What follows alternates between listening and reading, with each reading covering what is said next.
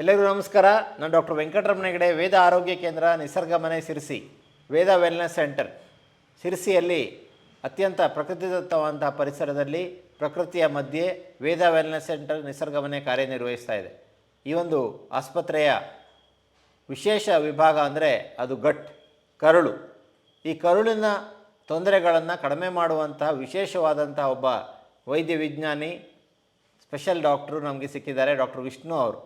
Doctor Vishnu ಅವರು ಅನೇಕ ಗಟ್ related disorders, ಅದು ಗ್ಯಾಸ್ಟ್ರಿಕ್ ಇರ್ಬೋದು, ಥೈರಾಯ್ಡ್ ಸಮಸ್ಯೆಗಳಿರ್ಬೋದು, ಅಥವಾ ಅಲ್ಸರ್ಟಿಕ್ ಕೊಲೈಟಿಸ್ ಇರ್ಬೋದು, ಕ್ರೋನ್ಸ್ ಡಿಸೀಸ್ ಇರ್ಬೋದು, ಕಷ್ಟಕರವಾದಂತಹ ತೊಂದರೆಗಳಿಗೆ ಬೆಸ್ಟ್ ರಿಸಲ್ಟ್ಸನ್ನು ಕೊಡ್ತಾ ಇದ್ದಾರೆ ಆತ್ಮೀಯರೇ. ಇವತ್ತು ಡಾಕ್ಟರ್ ವಿಷ್ಣು ಅವರನ್ನು ಸ್ವಾಗತಿಸೋಣ. ಡಾಕ್ಟರ್ ವಿಷ್ಣು ಅವರಿಗೆ ಸ್ವಾಗತ. ಸೊ ಡಾಕ್ಟರ್ ವಿಷ್ಣು ಅವರು ಇವತ್ತು ನಮಗೆ ಮೇನಾಗಿ ಈ ಎಸಿಡಿಟಿಯಲ್ಲಿ ಎರಡು ವಿಧ ಇದೆ. ಒಂದು ಹೆಚ್ಚಾದ ಹೈಪರ್ ಎಸಿಡಿಟಿ, ಇನ್ನೊಂದು ಹೈಪೋ ಎಸಿಡಿಟಿ. ಸೊ ಎರಡಕ್ಕೂ ಒಂದು ಮುಖ್ಯವಾದ ಕಾರಣ ಅಂದರೆ ಅದು ಒಂದು ಕೆಟ್ಟ ಬ್ಯಾಕ್ಟೀರಿಯಾ. ಈ ಹೈಪೋ ಎಸಿಡಿಟಿ ಅಂದರೆ ಏನು, ಅದಕ್ಕೆ ನಾವು ಏನು ಮಾಡಬೇಕು, ಅದರ ಗುಣಲಕ್ಷಣಗಳೇನು, ಅದನ್ನು ಕಂಡುಹಿಡಿಯೋದು ಹೇಗೆ, ಅದರ ವೈಜ್ಞಾನಿಕ ವಿವರಣೆ ಏನು, ಇದನ್ನೆಲ್ಲ ತಿಳಿಸ್ಕೊಳ್ಳಿಕ್ಕೆ ವಿಷ್ಣು ಅವರು ಇದ್ದಾರೆ. ಡಾಕ್ಟರ್ ವಿಷ್ಣು ಅವರೇ, ಹೈಪೋ ಎಸಿಡಿಟಿ ಏನಿದು ಕತೆ? So sir, this is one of the most highly underdiagnosed condition among this acid peptic disorder, because most of the people still think that whenever they get an acidity attack or chest burn or gas issue, immediately they go and take an antacid tablet, because most of them still feels it's about high acid in the gut. But actually not they all feel that it is a acid has gone high, more in the gut, but actually it is not all the cases fits into hyperacidity. Even if you have very less acid secretion in the stomach, you will still have the same symptoms like acidity, chest burning, gas, burps, bloat, etc. Okay.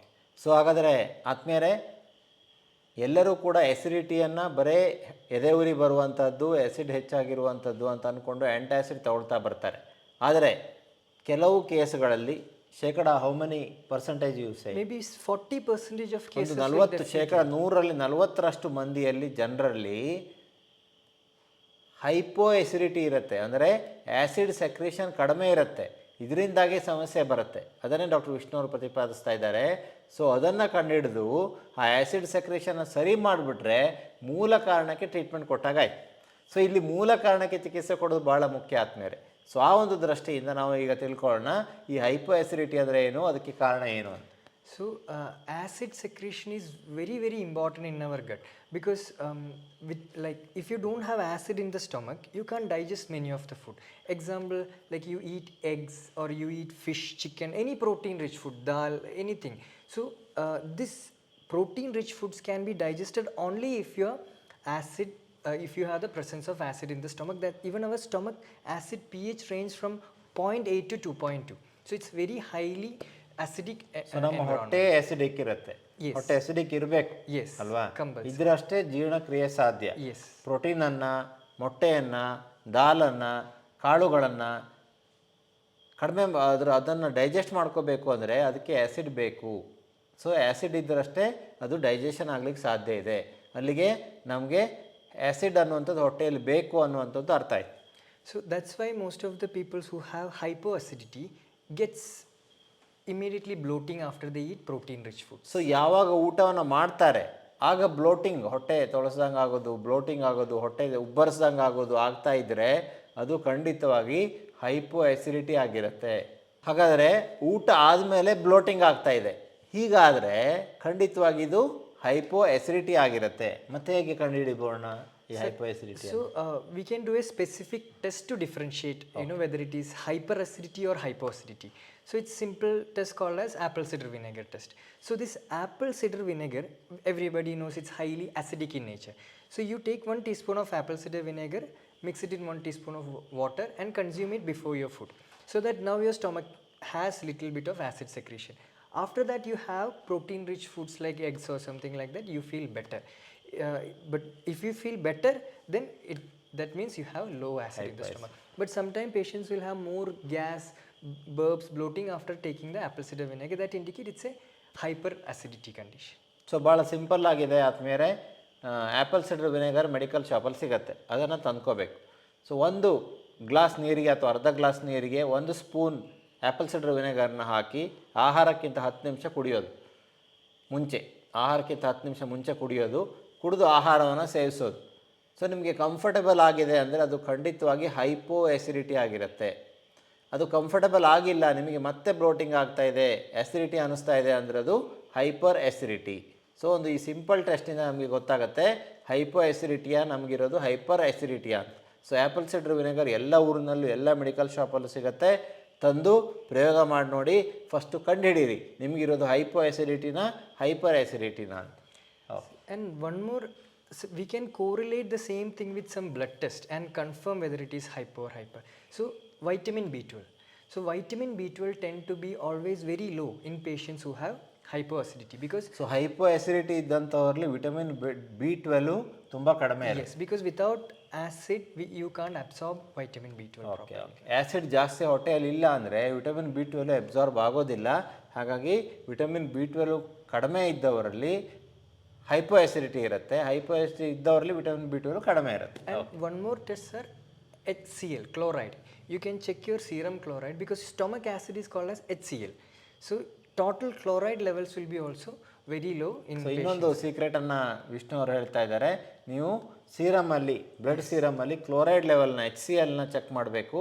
So ಅದು ಒಂದು ವೇಳೆ ಕಡಿಮೆ ಇದ್ದರೆ ಅದು hypo acidity, ಜಾಸ್ತಿ ಇದ್ದರೆ hyper acidity. Okay. So next is like, there are some major causes why people get hypoacidity. So ಈಗ ನಾವು ಬರೋಣ ಇದಕ್ಕೆ ಕಾರಣಗಳು ಯಾವುದು ಅಂತ. Okay. So first important reason is a bacteria called as H. pylori. Okay. But sometimes this H. pylori can cause hyperacidity and hypoacidity as well. So ಈ H. pyloriಯ ಗುಣ ಹೇಗೆ ಅಂದರೆ ಅದು ಹೈಪರು ಮಾಡುತ್ತೆ ಹೈಪರು ಮಾಡುತ್ತೆ, ಎರಡೂ ಥರದ ತೊಂದರೆಯನ್ನು ಉಂಟು ಮಾಡುವಂತಹ ಒಂದು ವಿಶೇಷವಾದಂತಹ ಒಂದು ಶಕ್ತಿ ಅದಕ್ಕಿದೆ. So it depends on the area where it affects. If it affects somewhere in the body side, middle part of the stomach, then generally they tend to get hypoacidity.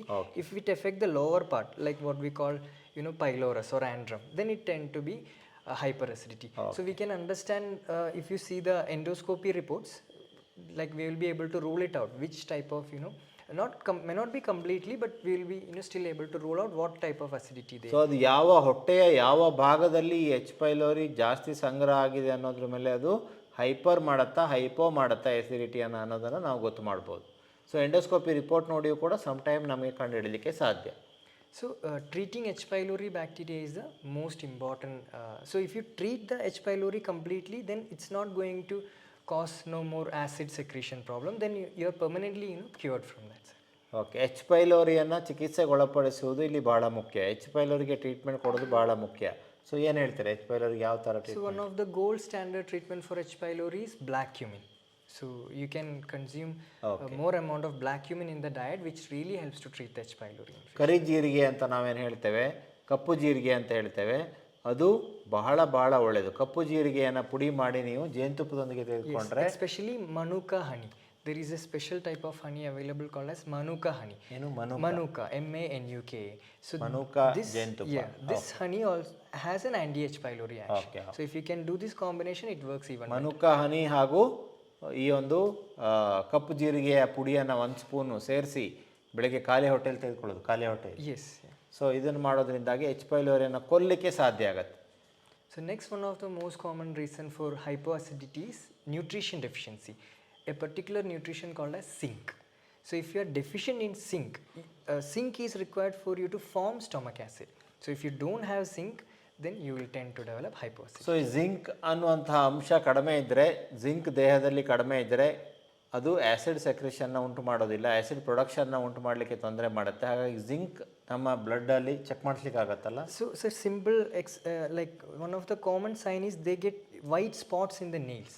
So white spots in the nails indicate so ನಿಮ್ಮ ಊರಿನ ಮೇಲೆ ಬಿಳಿ ಬಿಳಿ ಮಚ್ಚೆ ಗುರುತುಗಳು ಉಂಟಾದಲ್ಲಿ ಆಗ ಅದು zinc ಡೆಫಿಷಿಯನ್ಸನ್ನು ತೋರಿಸುತ್ತೆ. ಸೊ ಜಿಂಕ್ ಕಡಿಮೆ ಇದೆ ಅಂತ ತೋರಿಸುತ್ತೆ. ಅಂಥ ಟೈಮಲ್ಲಿ ಜಿಂಕ್ ಸಪ್ಲಿಮೆಂಟ್ಸನ್ನು ತೆಗೆದುಕೊಳ್ಬೇಕು. Yes.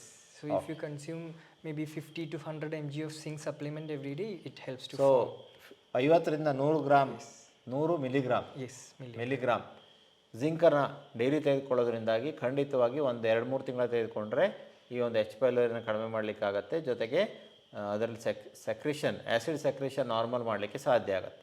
And another reason that leads to this hypoacidity is autoimmune disease, sir. So, the stomach has a particular structure called as pylorus gland. So, from this pylorus gland, you secrete stomach acid. So, there is some diseases where your pylorus gland get destroyed. So, you can't form ಈ stomach acid. ಪೈಲೋರಸ್ gland ಅನ್ನುವಂಥದ್ದು stomach ಲೇಯರ್ಲಿ ಇರುತ್ತೆ. Yes. So ಅಲ್ಲಿ ಅದು destroy ಆದರೆ auto ಇಮ್ಯುನಿಟಿಯಿಂದಾಗಿ Yes. ಅದು ಆಸಿಡನ್ನು secret ಮಾಡಲಿಕ್ಕೆ ಸಾಧ್ಯ ಆಗೋದಿಲ್ಲ. ಅದಕ್ಕೆ ಏನು ಪರಿಹಾರ ಡಾಕ್ಟ್ರೆ? So generally people who have Hashimoto thyroiditis, when you check the blood and you check the thyroid antibody reports, you have a particular antibody called as anti-TPO. So most of the people have this high amount of anti-TPO. This anti-TPO, amount of anti-TPO can cause this damage of parietal cells. So you have to treat the anti-TPO to completely reverse this particular issue. So anti T P ಅನ್ನುವಂಥ ಟೆಸ್ಟನ್ನು ನೀವು ಮಾಡಿದ್ರೆ ಗೊತ್ತಾಗುತ್ತೆ.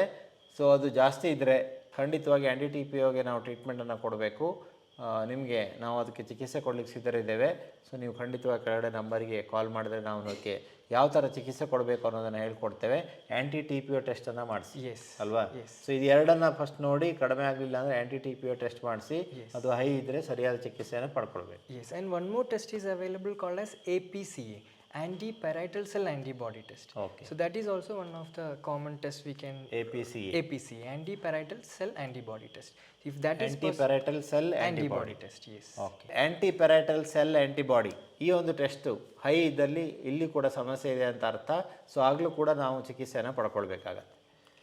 Okay. So generally if you improve your overall immunity status, you will be able to overcome this particular. ದೇಹದ ರೋಗನಿರೋಧಕ ಶಕ್ತಿಯನ್ನು ಜಾಸ್ತಿ ಮಾಡೋದ್ರಿಂದಾಗಿ automatic ಆಗಿ acid secretion normal ಆಗುತ್ತೆ.